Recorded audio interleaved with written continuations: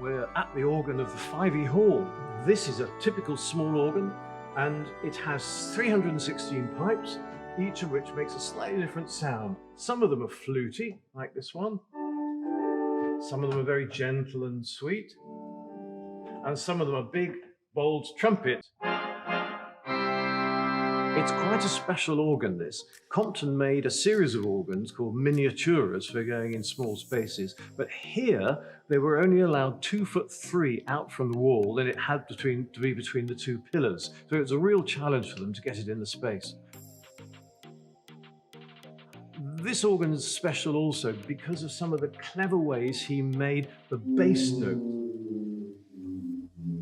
That pipe should be 8 foot long, but because of the clever way he made it, it's only 4 feet long. When we first came to inspect the instrument last year, it was not in a good state. Although everything was here, it was all completely filthy. In addition to renewing perished leatherwork, some of the pipes were a bit dented and they had to be straightened. The pipe metal is quite soft. There's quite a lot of lead content in it, so they're quite easy to straighten and repair, but of course, they're also easy to dent in the first place. All the woodwork has been cleaned up and shellacked. We believe in using traditional materials and finishes like button polish shellac, which was very much used in the 1930s. John Compton, who made this organ, was an early specialist in electric action organs. So it has pipes and it has wind, but it's worked electrically. And nowhere is it more obvious than in a hall like this, where the console where we sit is at one end of the hall and the pipes are at the other end. Now, when he made the organ, there would have been a cable of some 200 wires connecting the console to the organ. But during the restoration, that's been replaced by effectively a computer which scans all the circuits here, digitally encodes them, and it goes down a little Cat5 type cable into the organ. We made it drive the original relay systems that are here in the back room.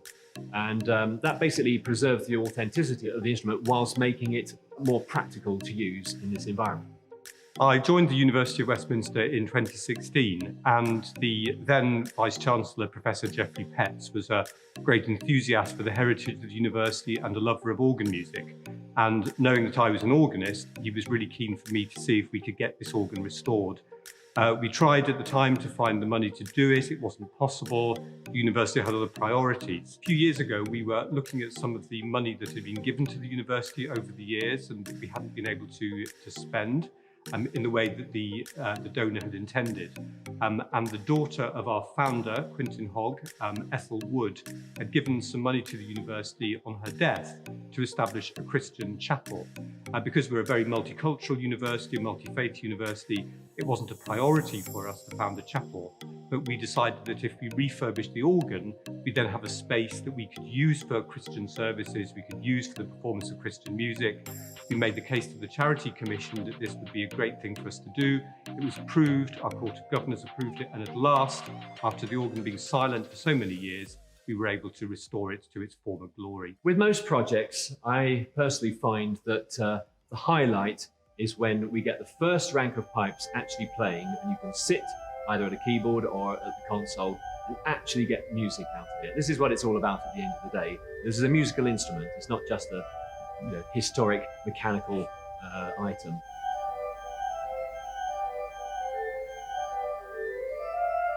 The Royal College of Music have recently restored their main concert hall with a grand new organ at the heart of it. Not because everybody wants to play the organ or because all musical performance requires an organ, but it's symbolic of a commitment to music making. And we intend for the Fyvie Hall organ to be the foundation stone of a new era of musical performance by students, by external performers in this wonderful location at the heart of the university.